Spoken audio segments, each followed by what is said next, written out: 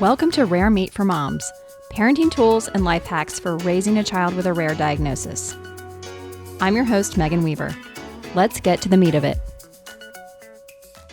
I'm Megan, a mom of 3, and my middle child has a rare diagnosis of GAND. Today, we're going to be talking specifically about AAC devices. An augmentative and alternative communication device, or AAC, is defined as a tablet or a laptop that helps someone with a speech or language impairment to communicate. The term AAC is often used interchangeably with terms like speech generating device, or SGD, or assistive communication device, or simply a communication device. We'll discuss whether or not your child should utilize one in conjunction with other forms of communication, how to choose your device, tips for setting yourself up for success, deciding whether to switch and break up with your AAC software, and then listen in to part 2 where we'll discuss AACs in the classroom. There was just too much meat in this episode, so we're breaking it into 2 parts. I want to welcome Mindy Youngs, a fellow GAND mom. Welcome, Mindy. Hi, so good to see you, Megan. I know, gosh. Okay, just a little backstory. Mindy is an OG GAND mom. We got our diagnosis in 2018, and Rowan was the 93rd case, but you were much earlier than that.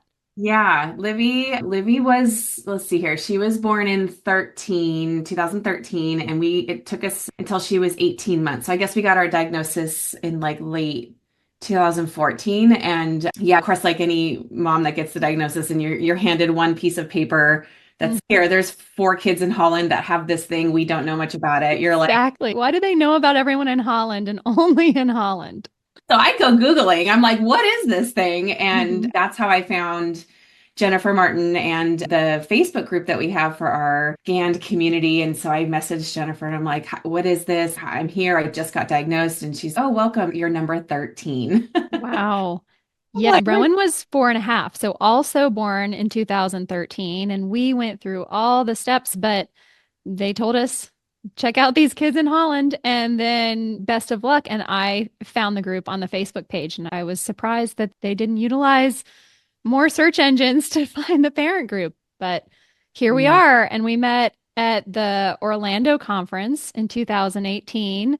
And since the girls are the same age, they were just, it was so great to see them together. And I remember back in 2018, she already had her AAC and Yeah. Yeah. she had it everywhere she went. And I was so impressed because Rowan's motor skills they were still developing. We were doing so much OT, and I didn't think she could even appropriately touch the screen anywhere near what she would want to indicate. So that was really inspiring and impressive to see that you have been using it for that long.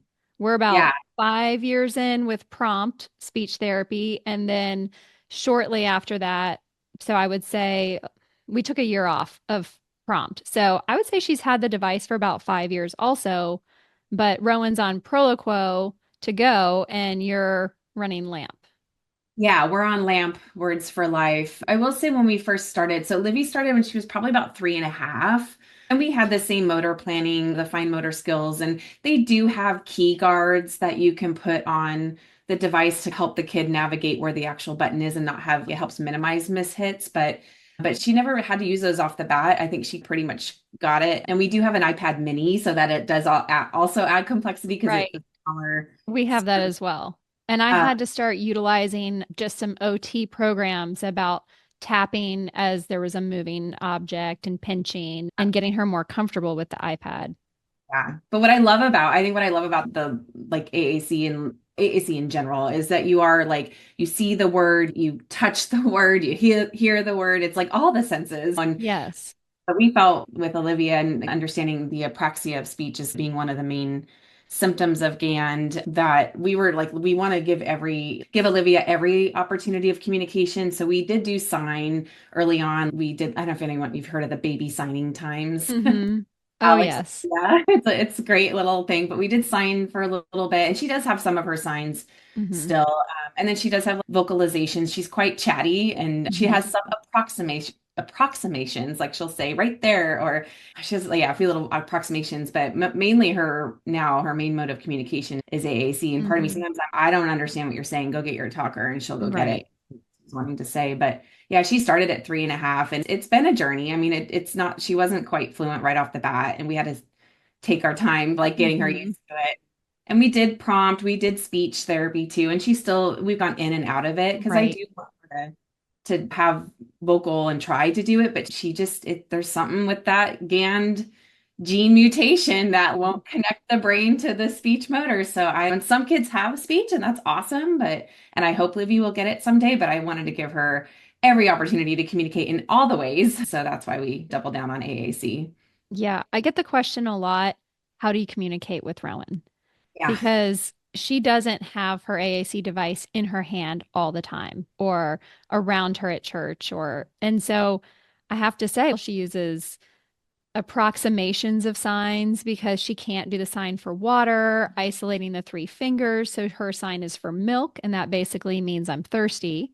But you have to speak Rowan to understand that. And so you want to have as many tools for them to express themselves, but the tool that everyone can understand.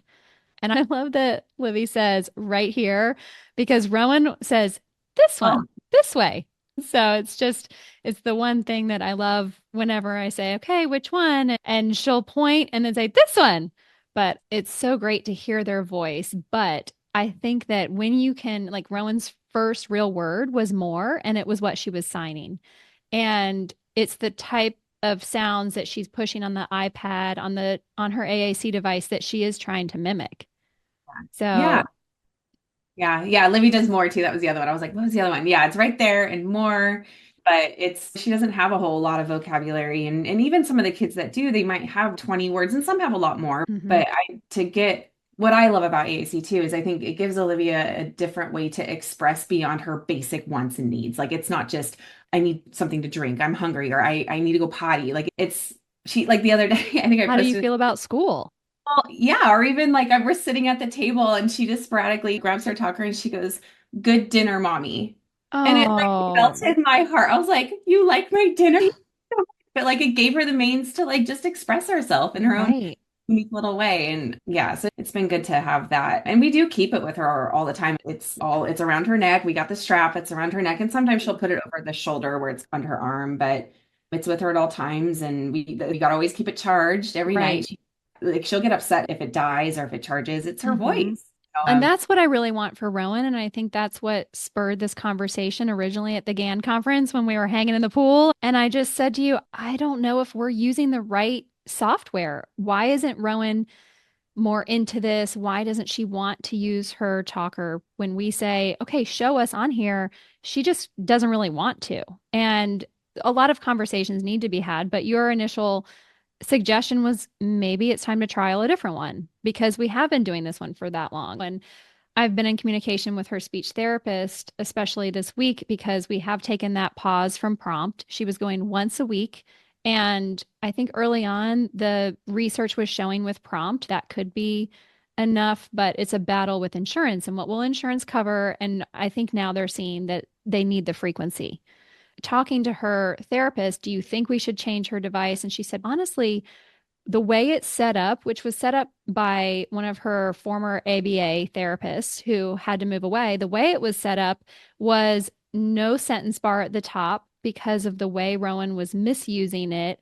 And too many, the buttons are large, so she doesn't have enough options. And she said, I'd love for you to drop it off to me and let me take it home, get a list from the teacher about their daily routines, things that they want Rowan to be able to communicate. Let's see if we can give her a more advanced version of Proloquo because we've really dialed it down. And let's see excuse me, first if she can learn within that. Otherwise, let's look at providers who can teach her LAMP and so then we go down that rabbit hole with insurance. But I would love to hear your experience with LAMP because you've had so much more success than I have. Yeah, I will say, in starting at the beginning, when any family's first looking at AAC, you do need to go through an AAC assessment and trial different kinds of languages with your kiddo because they may not gravitate or they may gravitate towards one over another. And whatever they guide you to is typically what you want to go with. But if they end up if they're fine with all of them, then what my AAC speech therapist was saying, if the kiddo seems to be fine with all of them, there is a drive to push towards LAMP Words for Life because it does have a lot better ability to teach language in a typical language development way. So like how like a typical kiddo would speak and learn how to speak, sometimes they put words in different places. I don't know, a good example, apple eat. Oh, you want to eat an apple. So that's like a great example for Liv, where she'll put words in the wrong places, and then it's called recasting, where you'll recast on the talker to say, oh, you want to eat an apple, and to get it in the Right. right words, learning how the language goes. But that's typical of any Mm. typical kid learning language, but LAMP gives them that ability to learn language and language development. And so that's what's been great about it. And I think in LAMP, you have all the words in one, like they're accessible within 2 to 3 hits. Where some, like you're saying with Mm-hmm. Proloquo or some other devices too, there's just like a few words on one page, and you have to navigate different places to get to be able to Mm-hmm. say a sentence that's meaningful or say a statement that's meaningful. And it's just complex for the kiddo to learn. Right. It's more complex that it almost inhibits them able to then have language development or be able to want to learn more. Yeah. So we did trial a couple different devices early on. We started with Speak for Yourself, which I know some of our other GAN families use. And we didn't look at Touch Chat or Proloquo. We did do like a static board, because Mm-hmm. sometimes it does break. You need to have another alternative as a Right. for a static board. But then we went to LAMP, and Livy did fine with both Speak for Yourself and LAMP, but I think the language development components, and I felt that this was a device and a program and a language, I'll call it, that can grow with her over time, that this could be something that could go into her adulthood that she could use. And so that's why we settled on LAMP. And I think another aha moment for me was when you told me that we were doing prompt and but we now have her seen someone for therapy around the device, an AAC SLP. So that's not something that you have all the therapists. You're doing all the things. You're doing swim therapy and PT, OT, behavior therapy, prompt. It never occurred to me that I should bring in someone to just work with her on reinforcing, let's use this and let's teach. Our ABA was great with loading the basic things that we were working on in ABA. And then she would even go into the classroom. We would do 2 sessions at home. So in a month, we would have one a week, and there every 2 sessions at home. And then one, she would go talk to the teacher, show her the new buttons we've added, um, show her how Rowan should be assessed using it, which I think is really important for the teacher to know. This is how she counts. If you put an array of objects and say how many, and she's supposed to just use her finger and count in her head 1, 2, 3, 4, 5, and then go back and hit 5, that's not how we count with our voice. So using the talker and saying one and touching the one on the talker to hear that sound. And then when you land on the last one, 5. That's how many there are. And so it was really helpful for us to have that behavior therapist working within the schools. But now that we don't have that, we need to replace that with more therapy around the device. Over time, I would say though, over time, Rowan will get skilled to be able to count in her head and be like, Right. how many are there? And there's four. And she'll one, because we'll do this with Liv. We'll start Mhm. with one, two, and I'll stop counting. And then I'm like, how many did you count? And she'll grab her talker and say 4 or 5 or whatever the number was. But But I yeah, think for assessment purposes, we were getting reports back and we knew that she knew more than what they were reporting. oh my gosh. There's a whole other segment we should be doing on Yes. school and how AAC is so important. I could go down that path right now, but yeah, the other thing I wanted to share too is what's interesting, I'll hear sometimes where parents say, "Oh, my kid doesn't want to use it," or they just refuse to use the device. And I've Mhm. seen Libby get that way sometimes too, but it's more because of like how we're approaching her on it. Like we're like forcing her to say the word, say this word. It's like, she's like, please, lady, I am not saying that word. So I'm holding the cheese stick. yeah. I've said cheese in my own way, and you want me to push the button? Can I just have the cheese stick? Exactly. Like they can't really be like told what to say or being asked to say something that they don't want to talk about. They're just like, stop it. It has to be interesting to them. And like what our AAC speech therapist says, it's all has to be intrinsic motivation. And I'm like, that is so true. Because it's when people start being like, you need to do like this, and she shuts down and she gets really irritated about it. And I Mhm. don't blame her because that's not how you're not sitting here Right. telling me how to talk. But Well, so I that leads me to the other thing I want you to share about modeling, because when I saw you at the conference and you were walking towards me in the hallway and you had your AAC around your neck, and I thought, oh, that's Olivia's. She's carrying it for her. But wait, Olivia has hers. And you're like, no, this is how I talk to her. And I was just like mind blown. Of course, that's what you should be doing. And I use my phone. If I'm sitting on the couch and she's trying to talk to me, I will pull up the app on my phone, but it's not readily available. So, will you tell us more about the modeling?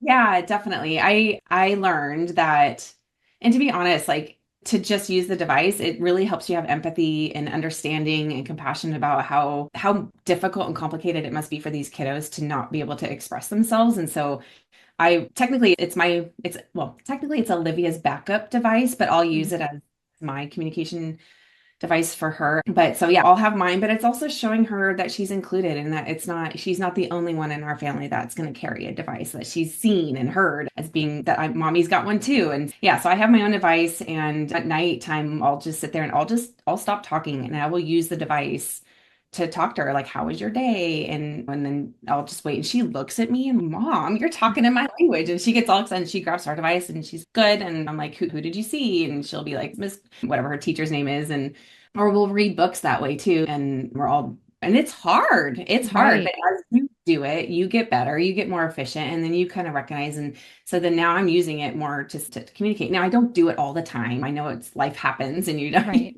but just to have it, I'll have it at the dinner table and be, talking with it. And my son has one too. He doesn't always use it, Hmm. but he will sometimes. And he kind of, which again, I think Olivia can appreciate. But modeling is really important because I think if you're not demonstrating the use of the device and using it with your kiddo, they're not going to use it. And it's very similar to how a typical child learns to speak in our own native language. So with my son and how he learned to speak, by me speaking to him was me modeling. Right. And that's how he learned to speak. So it's the same concept for these kiddos using AAC, and you got to be able to model for them to have them want to learn and then learn it. And so now she's pretty proficient on it. She does about 3 to 4, even sometimes 5 word hits where she'll say a full on like sentence. And now sometimes she'll even put her whole entire routine on there of the day. But That's great. yeah, But, it's modeling is important for and sure. it's such an important point that you made that they are bilingual. And so we need to speak their language because if we don't know their language, it can only be so effective. Yes, that was something that dawned on me. I'm like, these children are bilingual. Like the LAMP Words for Life is a language, just as Spanish is Spanish and sign language is sign language. Like it's another language. So she is bilingual. She knows English and she knows LAMP Words for Life. And you have to respect that and be able to speak in her language for her to be able to express herself back or understand or learn. Mhm. Be able to then tell you back what she just learned through her own communication device. Yeah, it's definitely important. So, what would you tell someone who's in the early stages of either looking into getting their device or someone like me when I'm on the fence about how much longer are we going to put effort into this since I haven't modeled with Proloquo, but she knows the buttons and she can navigate it really well. What would you say first steps for getting started? Definitely, I would say definitely get an assessment, an AAC assessment, and hopefully you have people in the area around you. I know we have some resources we'll hopefully share that you Yes. can AAC speech therapist local to you, but they would have hopefully the enough training to understand how to do an assessment and see which device your child kind of navigates towards. And then once you do that, kind of get going, get sticking with it and be modeling. But it is slow going. She was 3.5 and now she's 11. So, Have patience. Definitely any special need parent knows that we all have to have patience, but right. especially this, I think. But it does come over time. And I think as they want to learn and they want to aspire more, they have that means of then communicating and wanting to do that. And so she definitely over time, this is just what we do now. This is how I communicate. But it does take time to get there and have patience, but definitely model for sure. I know that one more thing I think you and I just to touch on with the Hmm. modeling piece. I know that we've talked about I understand my kid, like I Hmm. know what they're saying, but I get worried with what if I'm not there? What if I'm not, and then what if I'm gone and she's grown and she has no means of communicating? So I think that's why it's so important just to give them that Yeah. way of communicating beyond that other people can understand so that they can be Hmm. heard, you Yeah. know? Yeah, Yeah. definitely. We will definitely put the resources in the notes, but will you talk about some of the resources that your SLP has given? Because we're on different sides of the country. So some of the resources that are available to you might not be available to me, but I know that she's got a great one of national resources. And I also want to say that our speech therapist gave us the codes to use when we call insurance to see what services are covered. And she said some of our kiddos have multiple diagnoses. So she said, let's say you have a secondary diagnosis of autism, make sure when you call your insurance to ask to speak to an autism specialist because they're going to understand more of what the coverage is than the initial person that answers the phone. And so having those codes going into that call, knowing what your options are and what therapy is available to you, I think is really important as you try to find the provider to partner with you because it's going to be a long journey and you want to find someone that you can have meaningful hours of therapy and that you also connect with. Yeah, definitely. And LAMP, like you can go and do it on your own. If your family has the means, like certainly you can buy an iPad. And then I know we were going to talk about how a lot of these languages do go on sale during October. And I think that's also April. Is that right? Yes. So October is Apraxia Awareness Month. Is that correct? It's autism awareness in October. Autism is in April. Oh, it is April. There we go. They're opposite. Yeah. Yes. Yeah, so So, they're on sale, which you can get them for I think it's like $150 maybe is mhm. the sale price. I think normally they're 300, but so you can do it on your own, or Tracy, our speech therapist, she did do a whole assessment and submitted it through our insurance and was able to get the device covered through insurance. But then you have to just use that device for, I think it's 5 years. And so if Okay. it breaks or if it hurt, you can't really go Hmm. get another one. But then we were lucky. Tracy also has a nonprofit called A Voice Discovered. It is local here to our Ventura County in California, but she was able then they have a grant that they give out additional. So we were able to get another device, which is the backup or my device or the backup device. And you should have one just in case it breaks or if it's bugging out for some reason. Again, it's your kiddo's voice. It's like putting tape on their mouth if they don't have Right. their device with them. But those are the two ways that we've gotten funded through going through insurance or having a grant through a nonprofit that was able to help us get two devices. The other thing I'll say, we ended up buying it, language ourselves, because I wanted to be able to have the ownership of it and be able to code it ourselves and just know. And so Livy's iPad is the master, and then I back it up on the other iPad, and then I can even Right. back up the language on our computer too, just so you always have access to it because devices don't last forever, unfortunately. But Right. I will put in the show notes the resource on Tracy's website. And yeah, then she also shared Lily's Voice, which is for national funding. So I'll link that as well. And then she shared that a good person to follow that does an app roundup at both times in October and April is Lauren Enders, and she's an AAC SLP. And so she will be sharing on Instagram all of the different sales and best times to grab those since they do go on sale at different times of the month. And then another thing that you and I have talked about that we see can be a pitfall for families is when you're running more than one app on the iPad or the talker. And that is just such a no because they're going to want to get stuck in their game and it needs to be a dedicated device. absolutely. Yeah, we've with these talkers, they are strictly her communication device. That like we lock her into it. There's a way through the app that you can Hmm. And we have um guided access on Rowan's as well. That's the thing. You do have to keep it charged because that guided access will turn off when it dies, and then she can get in and rearrange everything. But that's why you have the backup. Ours backs up, so I can load the backup to my phone, and then on her device where she plays games, I also have Proloquo. If for some reason the other, to your point, I do have, so she has a larger iPad that's like she'll watch YouTube and stuff on Mhm. it, but then her talker is just strictly her talker. But the lamp is on the other one, and sometimes she'll pull it up and say something through it. But the intent is that if she's watching Blippi or whatever on the iPad, that she can also have her voice with her to be able to express Yes. or talk about it and Hmm. how important, yeah, it is to. Then that way too, it's like a dedicated device that she doesn't think that's the one that we get to go look at something or to know that's your communication device. So I would definitely keep them separate as much as possible. Some families don't, and that's okay. It's up to your family to make that Hmm. decision. Again, I just felt like with her, that's her voice. She has to make sure that she has that with her at all times. And you differentiate that with the different devices then. Yes, Rowan has a mini iPad with a purple case, and that is her talker. And then the larger iPad has a bright green case. So she knows the difference. She doesn't get confused. But I think the final hesitation I hear from especially parents of young children is what about screen time recommendations and how should we be mindful of that if they always have a screen around their neck? And what would you say to that? It's different, I think. I think with screen time, when they're watching a show, Hmm. they're literally eyes in and glazed over sometimes. Right. I think with the device, it's not, it's very much, I'm here, it's a purposeful moment. Like Hmm. they're having to go and navigate and to say something and to express something. So they're not stuck in the pad looking at the blue light for 20 minutes where they're just saying their words and then moving on. So I don't, to me, it's not a Yeah, it big doesn't follow the typical screen time guidelines for young children. It's a deal. I don't completely different. know.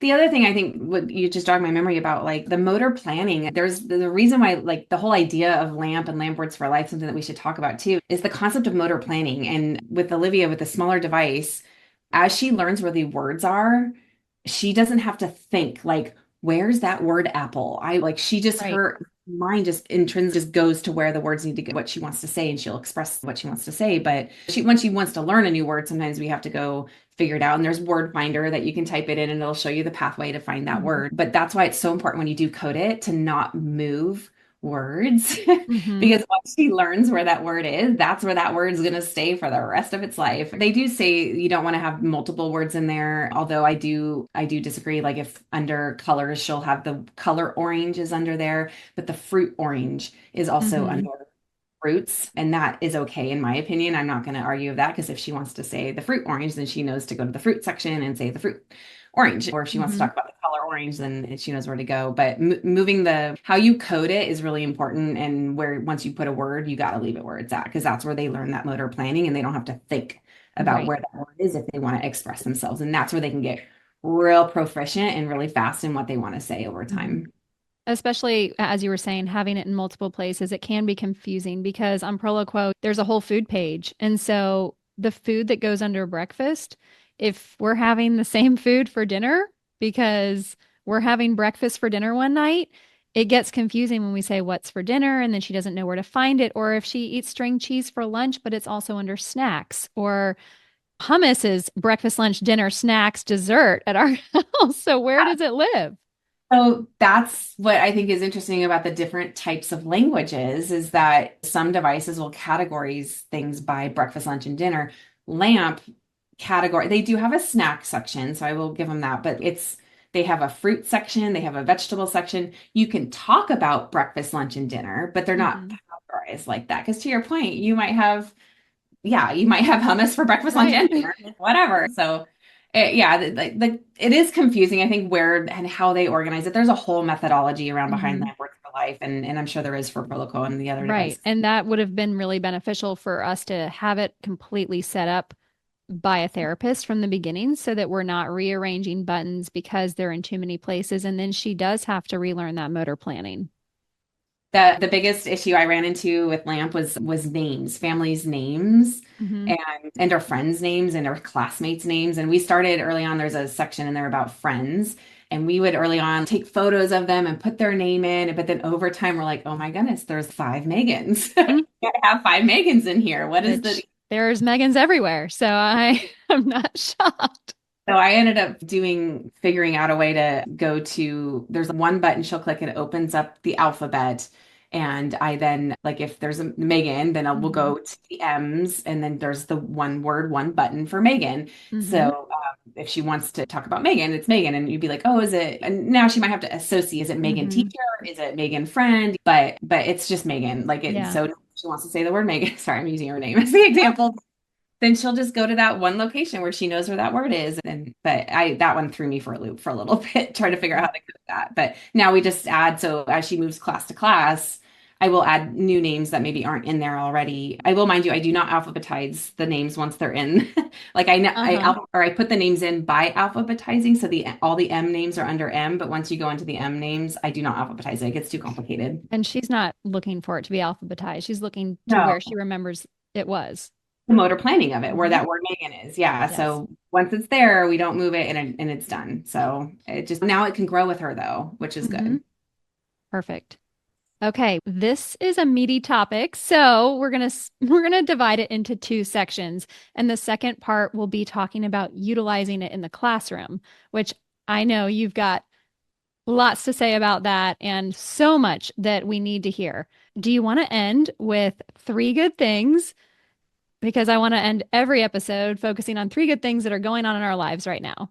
Yeah. Okay. Three good things. Number one, it's a long weekend. So Yes. I'm really grateful. Hallelujah. I think that's number one. Happy for the long weekend. Number two, and I know that maybe this is cheesy, but honestly, Megan, I love like friends like you. I love having this community and people that can understand what we're going through. And I just honestly wanted to say that as like one of my second things because I just appreciate you. And It's one thanks for, of mine too. So thank you. oh, sorry. Oh no. And then the third thing, I've been excited with the kids back in school now, finally, glad for the new routine. We've been walking, my son and I have been walking him to school in the morning. Mhm. It's been wonderful because to have some one-on-one time with him has been really special. But then bonus, I get my mommy time to then walk back and get my exercise and get my steps in. So Yes. that That is is a my third. definite bonus. Yeah, yeah, that is my phone. Well, I Yes. love it. I'll share my three in part two. So how Sounds about awesome. that? Thank you so much, Mindy. It's been so informational. And every time we talk, I learn something else. Thanks, Megan. Appreciate All right. it. We're going to continue the conversation in part two, where we'll be talking about how your child's AAC can and should be utilized in the classroom. Thanks for listening to Rare Meat for Moms. I'm Megan Weaver. Until we meet again.